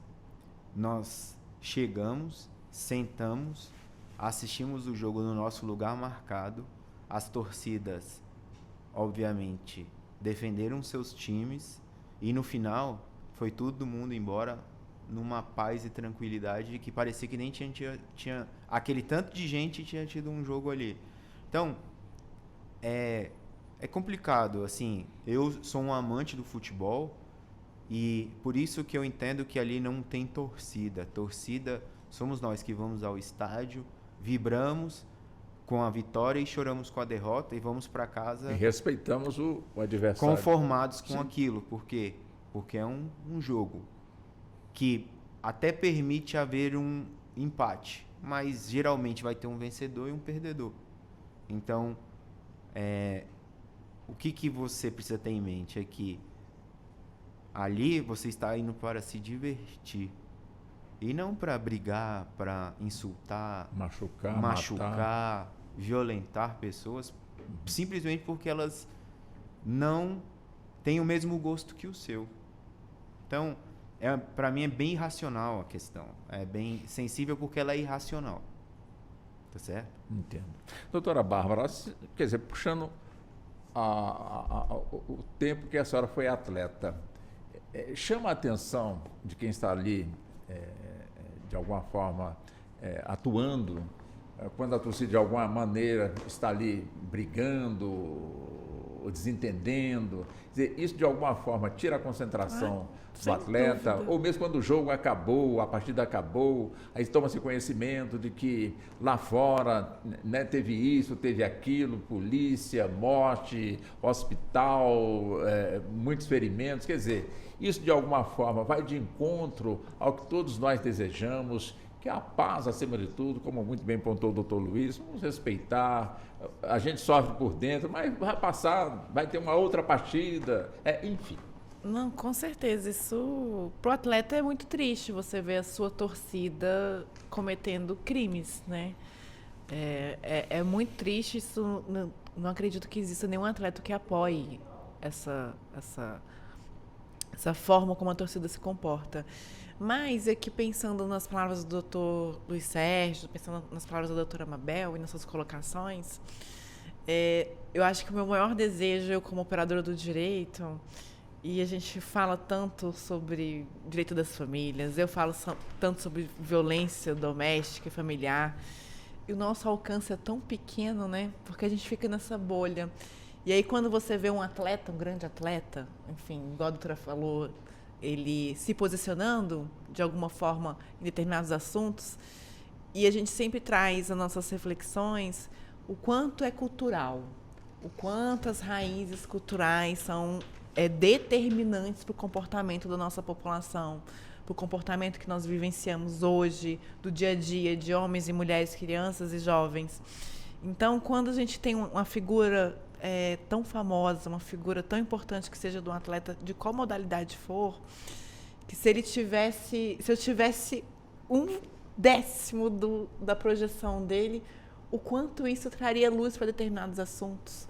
Então, quando a gente você vê alguns atletas, e é raro, viu, Walter e doutores, atletas em atividade falando sobre a violência, seja ela qual for, seja a violência enquanto crianças e adolescentes, seja a violência fora desse contexto, mas a violência doméstica, violência familiar, porque muitos ficam com receio, porque são atletas, ainda estão na mídia, ainda tem patrocínios, né? Depende de alguns patrocínios milionários, outros nem tanto, e só vão falar disso quando se aposentam, quando saem, deixam de trabalhar como naquela modalidade esportiva, e aí não tem mais tanto holofote. E aí cria-se coragem para poder falar determinados assuntos, né? Porque, afinal de contas, eu não tenho mais um problema com patrocínio, não tenho mais problema com clube, eu posso falar abertamente.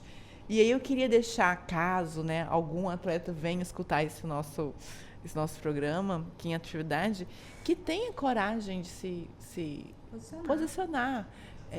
Que no momento, naquele primeiro momento, pode ser muito desafiador colocar luzes onde há escuridão, né? Mas o papel da luz é exatamente esse, né? É afastar a escuridão e trazer informação onde se não tem. Então, para quem nos escuta e tem esse posicionamento forte junto à mídia, junto às redes sociais, que o que a gente vem brigando muito, que é cultural, que é histórico, essas pessoas, elas têm uma possibilidade que eu não tenho. Eu também não. Que a doutora Mabel não tem. A gente fala, mas pouquíssimos nos escutam. Mas eles não, eles têm um microfone, tem uma câmera que grava, eles atingem nas redes sociais milhões e milhões de visualizações por jovens e adolescentes que vão saber o que é violência, vão saber o que é bullying, vão saber, enfim, todas essas mazelas que a gente vem lidando todos os dias e que a gente vê, no final das contas, junto às torcidas organizadas.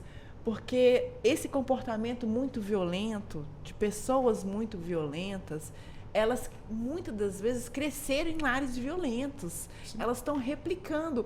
A forma de lidar com uma questão mal resolvida não é conversar, ou não conversar, simplesmente ir embora. É simplesmente revoltar-se com violência. E essa violência ela vai se perpetuando. Então, o apelo que a gente faz assim, nesse sentido, é que quem for atleta, quem tem esse peso da camisa nas costas, que se sinta à vontade de falar sobre assuntos que poucos falam, mas são assuntos que geram uma mudança cultural, mesmo que aos poucos. Gradual, né? Mas assim, que pra gente é tão difícil alcançar, como advogados, enfim, a gente pode escrever livro, pode escrever teses, enfim, pode fazer tanta coisa, mas... É que se engajem, né, nessas questões tão importantes, né? É difícil. Educação, né, cuidado com a criança e adolescente, responsabilidade, enfim, são tantos temas. Mas, doutora Mabel, tivemos recentemente as Olimpíadas de Paris. Claro que qualquer objetivo de qualquer atleta, o seu objetivo é conquistar medalhas. Sim. Em que pese que para o esporte o importante é competir. E nós temos belíssimos atletas que fizeram de tudo, competiram, trouxeram medalhas, não trouxeram medalhas, mas o brilho não diminuiu, só de, né, de cada atleta. Exatamente. E o que a gente observa é que aqueles atletas que de alguma forma conquistaram medalhas, eles são alcançados, doutor Luiz Sérgio, por grandes empresas, onde ali vão vender aquela marca com a imagem daquele atleta, cuja realidade nós temos boa parte desses atletas custeados, patrocinados por verba pública. Quer dizer, não seria, portanto, uma baita de uma oportunidade de ter nesses atletas a publicidade institucional de forma diferente, não aquela coisa pesada, mas uma espécie de um bate-papo numa escola, ou a publicidade, ou a presença física do atleta ali, porque é aquela história, participou da Olimpíada, passou a Olimpíada, uma semana depois a gente esquece quem foi que participou, quando na realidade a gente poderia dar continuidade ao segundo tempo desses Jogos das Olimpíadas, mostrando aí os nossos atletas, o seu valor, de certa forma interagindo com a criança, a exemplo da Rebeca, a exemplo também de tantos outros, da Marta, a exemplo também de outros atletas, né? Por que não Pelé, Zico, e tantos outros que de alguma forma brilharam em Olimpíadas ou em não Olimpíadas, mas nas competições. Né? Quer dizer, como é que a senhora vê isso, doutora Mabel? Eu acho que deveria ser assim, uma retribuição que esses atletas poderiam dar para o Brasil, sabe? Puxa, eu fui um atleta, para eu chegar até aqui, eu me destaquei, eu tive muito apoio, né? Não só dos meus técnicos, dos meus colegas, talvez da minha família também, mas dos meus patrocinadores, sim. Verba pública ali. Muitas vezes a gente tem, doutor Luiz Sérgio pode falar, mas os bancos, né? A gente vê que em Brasília é BRB patrocinando, Banco do Brasil patrocinando. Sim, Caixa. Né? Por que não colocar? Eu vejo, não sei qual se o patrocínio é um tipo de convênio, não sei. O doutor Luiz Sérgio está melhor que eu, mas por que não colocar como uma contrapartida? Né? Você tem que dar 5 palestras por ano nas escolas, né, falando sobre a importância da educação no esporte, né, a importância de comer saudável, né? Grava um vídeo, você tem que gravar 5 vídeos de 1 minuto para a gente colocar nas redes sociais, falando, né, de coisas boas, de coisas de luz, de bons exemplos, de coisas que vão trazer um comportamento bacana para essas crianças e adolescentes. Por que não, né? Eu acho que já está na hora da gente também cobrar um pouco, né, uma contrapartida desses nossos atletas. Afinal de contas, a gente torce por eles, né, a gente vibra por eles, a gente tá junto com eles, os nossos filhos são super fãs deles, né? Compramos os produtos deles. A gente compra os produtos deles, a gente vai nos jogos e a gente paga ingressos muitas vezes caríssimos, né? Por que não trazer essa contrapartida para o país, né? Eu acho que os patrocinadores podiam, porque assim o que eu percebo é que os patrocinadores pegam os atletas de ponta e os atletas vendem, né? Vendem produtos. Sim. Aí quando eles cometem um delito, enfim, escorregam ali, eles deixam de patrocinar, né? Não servem mais. Não servem mais. Por que não falar o seguinte? Olha, eu vou te patrocinar, você tem um comportamento bacana, mas você tem sim que colaborar com o Brasil, né? De alguma forma. Gente, hoje não precisa realmente, você me lembrou, eu tô pensando na minha época, porque eu sou velha, eu não sou da época de rede social, né? Eu sou velha. Então, assim, na minha época, as pessoas davam palestra nas escolas, era físico, a gente ia lá, né? E a gente ficava encantado. Pegava autógrafo. E isso tudo também é muito legal. Sim. Mas se o atleta não tem tempo, né? Às vezes vive em outro país, tem um ritmo de treinamento. Gente, 5 minutos, né? 5 vídeos de 1 minuto falando sobre bons comportamentos, sobre comportamentos edificantes. Eu não sei nem qual a palavra que a gente usa, mas eu acho que é uma contrapartida, sabe? É você devolver para o seu país, para a sua comunidade, tudo aquilo que você alcançou. Exatamente. Doutor Luiz Sérgio. Rapidinho. É só a gente imaginar o bolsista acadêmico nas universidades, as bolsas do CNPq. Quando você vai fazer mestrado, doutorado fora, custeado por CNPq, via CNPq, né? Você tem o compromisso de retornar. Sim. E devolver. Sim. Então, assim, devolver o conhecimento para o país. Então, assim, seria algo, sabe, assim, relacionado a isso. Análogo, né? Entendeu? Relacionado a isso. Pronto, doutor. Doutor Luiz Sérgio, como é que o senhor... Bem, eu compartilho aí do que a doutora Mabel trouxe. O problema é o gestor incutir no gestor essa responsabilidade, né? Porque às vezes ele só quer vender. E quando ele só quer vender, você inserir esse contexto social é complexo, porque o fim dele é econômico, ele é financeiro. E ele vem geralmente ele vem de uma educação que não propiciou essa responsabilidade social a ele, né? Então, o trabalho de base ele é importante até para que essas crianças que venham a ser gestores no futuro possam trazer essas questões, né? Contratuais, enfim, que fomentem ao atleta a responsabilidade pura, simples, né? Então, é bem difícil, né? Eu acho que tem uma questão também de educação, sabe, de cultura. Da gente também ensinar os nossos filhos a dar valor em quem merece também valor. Né? Não adianta você ser um atleta mega, super pau e ganhar todas as competições e ser uma pessoa irresponsável, ser uma pessoa desleal, ser uma pessoa sem educação, ser uma pessoa racista, ser uma pessoa criminosa. Né? A gente tem que falar, né, para os nossos filhos, a gente tem que buscar exemplos, né, e falar assim, poxa, fulano realmente, ele é um craque, mas olha só, ele não é um craque fora de campo. Ele não é o exemplo que eu queria que você seguisse. A gente, como pai, a gente também tem que ter essa responsabilidade, né? Porque, afinal de contas, eu volto, né, gente? Não é só um dever do Estado, mas é um dever da família. É um dever, né, de todos nós. Propiciar esse desenvolvimento adequado para as nossas crianças. E isso tem muito a ver com a educação de base, né? Que educação que também vem da família. Vem da família, vem principalmente da família, né? Essa educação... de valores, né? O que é certo, o que é errado, qual é o meu limite, né? Até onde eu posso ir, dentro do certo. Para não... Que a linha é muito tênue, às vezes, para criança e para adolescente, né? Mas falar assim, não adianta nada você ser um milionário e ser uma pessoa que age dessa forma com o seu próximo.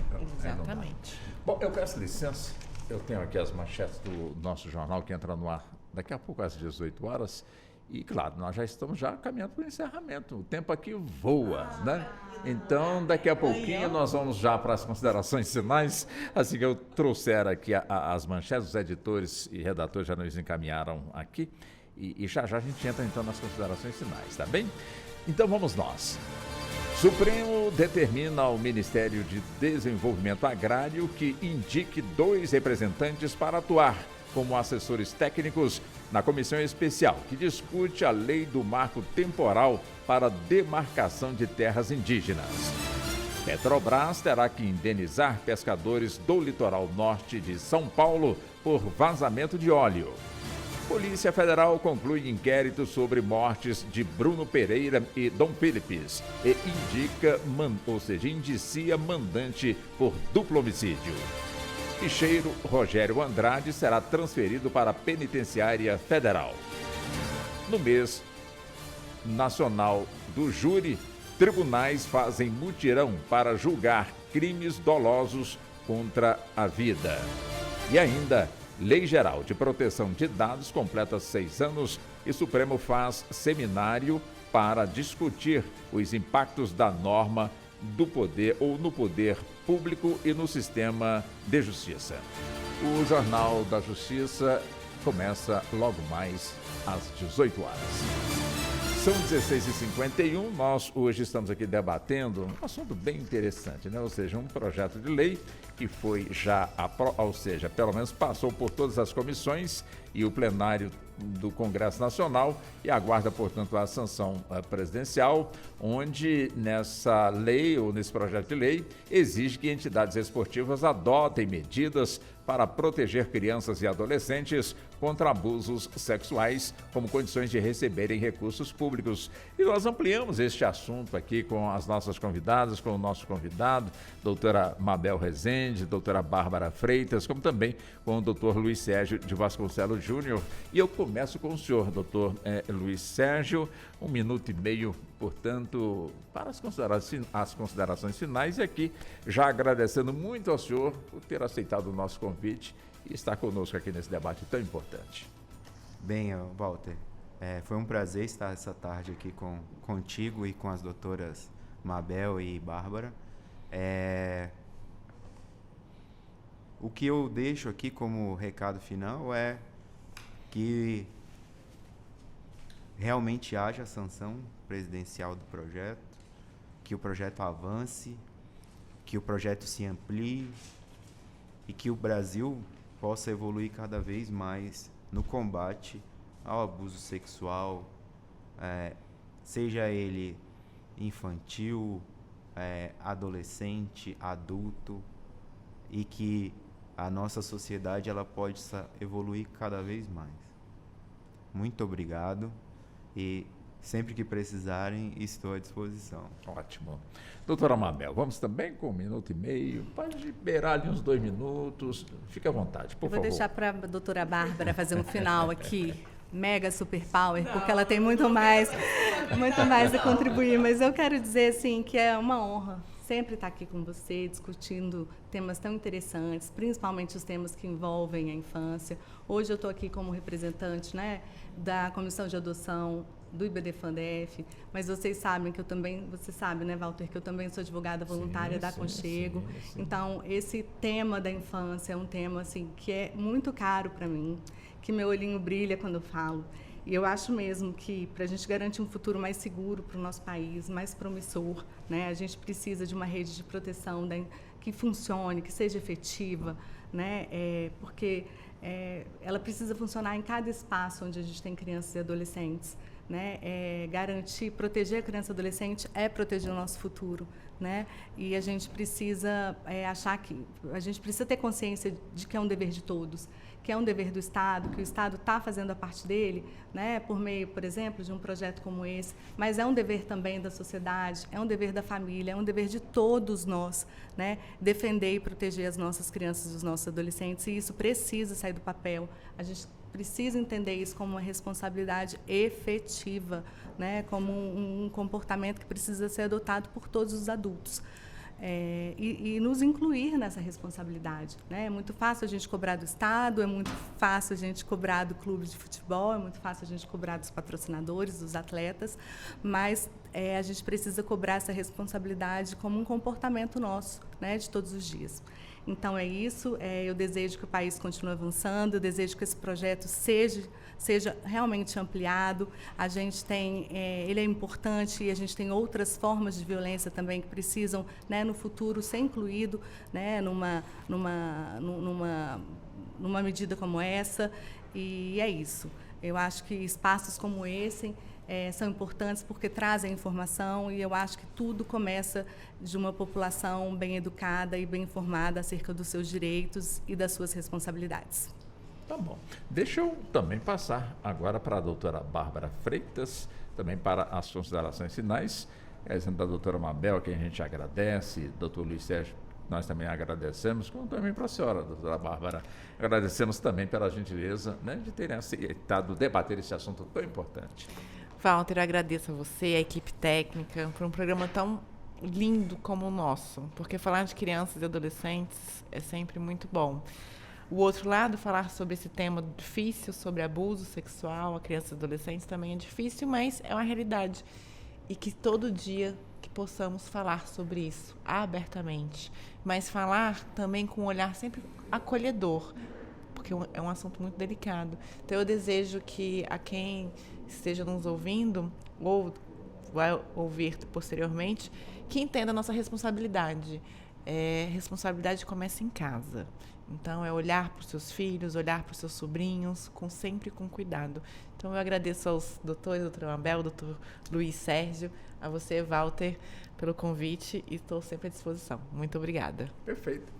Bom, e assim nós vamos caminhando aqui para o encerramento do nosso debate dentro do Justiça na Tarde, agradecendo especialmente a você que está nos acompanhando pela 104,7 FM, como também você que nos acompanhou tanto pelo canal da Rádio Justiça no YouTube, como também nos acompanhou no canal da Rádio Justiça na TV aberta, no canal 1.3. Então você teve a imagem, teve o som, nos acompanhou aqui direto do estúdio. E nós só temos que agradecer a você, sintonizado e, portanto, nos acompanhando. É evidente que este assunto é um assunto que merece ser replicado, voltado com mais debates.